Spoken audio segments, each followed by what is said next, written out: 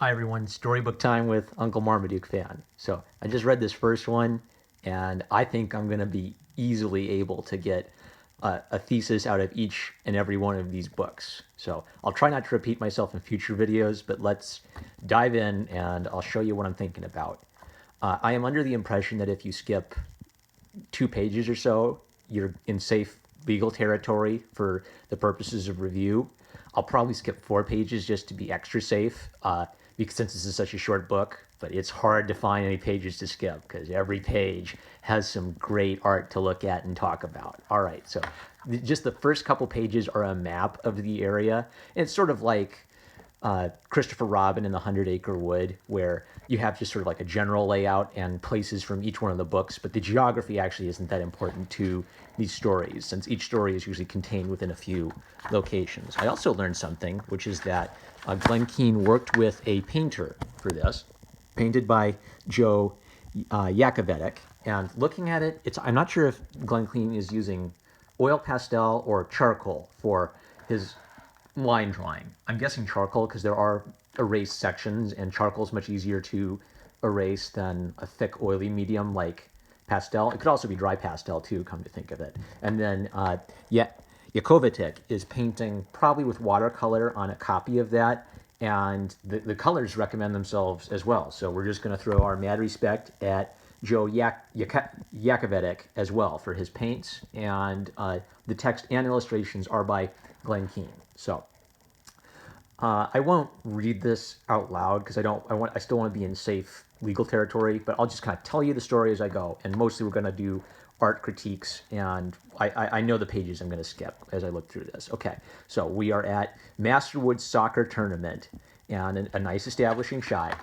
And in our first 2 page spread, we start to see Glenn Keane's strengths already. So the crowd here, this might be 10 minutes worth of drawing because it's just little indications, and then a little crowd here in sort of this is the far, well, I guess the far background is this tree where there's just a line, and the white stadium is the background. And then closer in the background is this little indication of this gray shadow where we start to see some faces and body shapes. Now these soccer players coming forward, we start to see their whole bodies and their motion. And now in the middle ground, Adam Raccoon and these characters, they're drawn and defined. Foreground, you can see their eyeballs, their fingers, and all the details. Yes! Wow. So Adam Raccoon is playing soccer, and he's on the yellow team, and he's up against the bear team in purple and white. So he goes for the goal, and the crowd is all excited because Adam's about to score the winning goal. And as we turn the page, let's pay attention to how the page layouts are done. So a big foot trips Adam, and the crowd gasped. Look at this. You look at this page, and you see the crowd, you see Adam, and you see the crowd. Adam, crowd. You can turn the page back and forth to compare and contrast how the crowd reacts. They are cognizant to how a child holding this book experiences every page of the book. Wow. All right, so who is tripped for Adam Raccoon? Well, that would be Garumph the bear, the titular bully Garumph. And he kind of makes a mock of saying, oh, let me help you up. And he throws Adam into the air, and Adam lands in the net. And the beaver, what do you call him, umpire, comes along to call a foul. Once again, so background, overall blue, a unifying color, kind of making them a little bit duller, and they're just gently indicated. Foreground, brighter colors, more details to push him forward. And just a few little details. Look at that. So the drawing was just a little for the grass. That's all you need. And I think the colorist must have added this.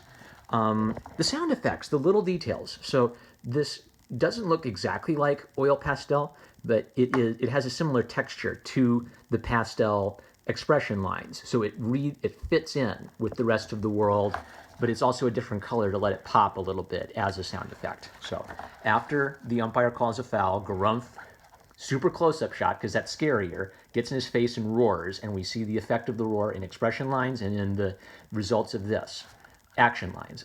Zach just did a video where he said action lines are not the same as the spine. Action lines are the total movement of the body as a whole. So the whole action line is like this, retreating from the roar. And the text is good too. Glenn is not only just a good illustrator, he uses dialogue well. "You're not calling a foul on me, are you?" Grumpf bellowed. "Well, no, I guess I made a mistake," the ref replied. "Well, don't let it happen again. I hate it when people don't play fair." Yes, the words and the pictures work together to tell you this story. And then Grumpf kicks the winning goal. So action line comes up here. The motion line in Bully Grumph's body is this way, pointing up here. The explosion and the sound effect, and the result. Physics. All the other people in the composition help us focus on what's important and what's happening. Adam is completely irritated by the injustice of this because Grumpf tripped him, which was a foul, and then Grumpf used his size to intimidate the ref. So Adam is annoyed, and King Aaron is sort of the father figure in these stories. So as Adam Raccoon is complaining, he wishes he had the opportunity to be big and strong like King Aaron, and he punches his pillow. And then King Aaron says to Adam, "If you really want to be like me, instead of hating him, try loving him."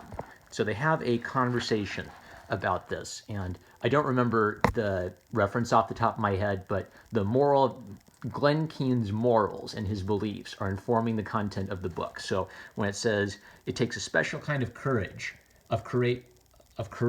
to love your enemies, that's referencing, I don't think it's greater love has no man than he who lays down his life for his friends. I think it's somewhere in the Bible. Gosh, I should have gotten my references ready. So unprofessional. But if you search, we're in an age where you can search key terms to find this. But the one I'm thinking of that is connecting with this is for one of his friends, a good man might even die. But the extreme, to die for your enemies, is almost unheard of. That's almost like a foreign concept in secular morality, and it's a pretty unique concept to Christian morality, to die for your enemies, and then that's connected with Christ. So that's the theme of this book. I'll try to find the reference and put that in the description, so I'm not so unprofessional. For all you my atheist friends out there, hey, aren't you happy that we're doing this? You guys are cool. I love my atheist followers. So Adam thinks about what King Aaron has told him at night. And look at this. We've just indicated a few little things to make this acceptable as a boy's room. A little robot that's just a simple square shape, a few books, a soccer ball, and a rug, and a couple of shoes. This doesn't feel like an empty spare room, and it isn't a Google SketchUp room. It's a drawn room where Adam connects with everything that's around him in space. So Adam wakes up the next morning, and it's a great morning. Strong indication of what the light source is, and Glenn Keane has indicated with drawn shadows where the light should be, and the painter has picked this up and made strong highlights on Adam, shadows under the bridge, shadow along there. Glenn Keane has indicated the shadow of this bush, and the painter is just picking this up so it all fits together. So Adam's happy, and he's all ready to go to love Bully Grumpf, but someone trips him, and he falls right into the river. A jankety action line because he's hurt. He's impacted flat against the ground, so his legs are up and his body is flat. And look at this. Just look at this page with me. Okay, Grumph's up there. He's leaning back laughing. The bridge is helping our eye point back towards Grumpf. Kind of an empty space down here. And look at this expression. The frog is frowning and looking at Adam. So we get a triangle. 1, 2, 3. 3 centers of interest. Adam's looking back up there. So you come down here. The frog helps you keep from getting lost over here. So the frog points you over here. That great expression is the center of interest, and it brings us back up to Grumpf. These lines dripping wet. What an expression. My gosh. I'm in awe. And then just a few little swoopy doops to give the texture of the rocks on the cliff. All right, so Adam's annoyed, and this time he comes up kicking and swinging at the Bully Grumpf. And what I was thinking about with this is I remember when I was a kid reading some really cheesy, kind of pacifistic stories aimed at kids to teaching them how to deal with bullies. And the one I remember is something about like a bully who was physically hurting a kid. And then it said, oh, if you're just like Jesus and give him a stick of gum, he'll love you. And I remember as a kid thinking, well, that's ridiculous. If I give a bully a stick of gum, he's not going to immediately change and stop being a bully and love me. If anything, he might see that as a sign of weakness and bully me more. So what Glenn Keane is giving us a anti-bully love your enemies message, but it's not pushing it. It's not pushing the story beyond the bounds of what we'd believe. The reason this works ethically is that Adam's been knocked down, he's frustrated, and now this is a disproportionate response. So Grumph has tripped him and laughed at him, and Adam is lashing out in anger, trying to get revenge and trying to hurt Grumph as much as he can. Then Grumph loses his temper, and Adam has gotten himself in a fight that he can't possibly win. So Adam's behavior is unethical in this situation. You shouldn't do this to your bully. It's not a smart idea. It's not virtuous. But it's also just not preaching at us that, oh, love your bullies and they'll immediately become good people and treat you nice. It's realistic. Great action line going through all this. You see all the damage they causes. They run over everything.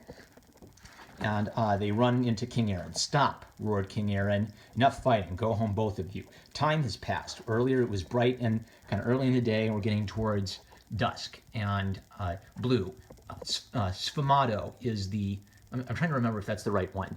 I think sfumato is the term Italian artists used for the effects of light in space. And so one of those is aerial perspective, which is that the farther away things get, the less detailed they get, and also the more blue they get. So in the deep background, we have blue trees.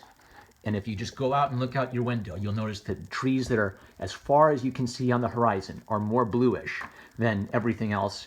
Depending on the time of day, they're either lighter or darker, but they're just not as intense as everything else. And all your intense lights and darks and details are in the immediate foreground. So Aaron follows Adam Raccoon and talks to him about that. And we're continuing the theme of Glenn Keane's morals and his religious beliefs, informing how he tells the story, but he's telling a story that actually has dimensions to it. It's not just a simple morality play that's preaching at me. On the way back, King Aaron caught up with Adam. Adam says, I was going to love him, Adam explained, but before I could even try, I was so upset I couldn't stop myself. So we've seen this happen. So we see that Adam's words are reflected in his actions. And we've had experiences of losing our temper that let us identify with Adam Raccoon. And this makes sense. You could want to love someone, but then you lose your temper. And it's not like it's as if you're not in control of yourself anymore. It's as if your anger is what is controlling you. So it's not as easy as just saying, I'm going to be nice, to immediately become a nice person. It's much more difficult than that. And Aaron's advice reflects this reality. Adam, it's not easy. It takes much more courage to love than to fight and hate. Don't give up. Yes, you're not just going to say, I will be nice, and then it's going to be sunshine and bluebirds flying around you. This radical kind of love actually takes a lot of work, and it's a daily discipline. Wow. All right, so now we get to the conclusion, and I even like the conclusion in comparison to a lot of dealing with bully stories. So they are competing on the soccer field again. So excellent storytelling. We're coming back to where we were in the beginning to see what we've learned. And Adam isn't just saying, oh, well, I'll let bully Grumph win and walk all over me because that's the nice thing to do. He's competing, and he's actually he's beating bully Grumph now because the bully is not in his head anymore. And then essentially this is teaching good sportsmanship. So Grumph scores an excellent goal, and Adam says, nice shot, Grumph. And then he shares water with them. So do you see how this is kind of this situation is reinforcing the ethics of what we've seen before, and it's a real world. It's more real world. If your opposing team ran out of water and they're all dying of thirst, common decency would be to bring them over some water and share it. If the only thing you cared about was competition and winning, you'd say, well, we won't share our water because that'll reduce their chances of winning. So it's not teaching you to just be a pushover and lay down and let them walk over you and beat you up and spit in your face. It's teaching you to be decent to your enemies and treat them with respect. So he gives them water, and I want to make sure I do skip some pages. So this is just an excellent little action shot. You know, he's the center of interest. None of these there are no tangents. So Glenn has just kept all the secondary characters over here so that we get a clean silhouette of Adam and the ball. And just a few little details like mud skipping up. And I want to make sure I skip something. Okay, I need to talk about this page though. Everything is working together. Adam, strong kick. This time it doesn't even need an action line. You know, normally this is the kind of thing where they'd have a bright action line. We don't need it because absolutely everything in the page is working together with these two centers of interest. The rabbit has fallen down and is pointing that way. The white line is pointing this way. His foot is pointing up towards our second center of interest. The referee, his whistle is flying off, his hat is pointing up, his arms are leaning back, his tail is flying back. Every single thing in this page is helping convey the force of this kick and the ball going through the net. Adam scores the winning goal, and I can't show the last page. All right, the last page is King Aaron and Adam. Aaron is happy to see Garumph and Adam have kind of moved past their hatred for each other, and then he plays soccer with them. Beautiful, excellent, mad respect. I am so excited to be going through these series to talk about them. So I might end up talking about similar things. Like I talked so much about composition and things. There were other things I wanted to talk about in this book, but that's okay because I know I'll be able to get to them in future videos. And we're going to keep finding excellent examples to look at for excellent artistic practices. I'm #1 Marmaduke fan. Highest recommendation for this series. Why don't you like, comment, and subscribe, and I'll catch you later.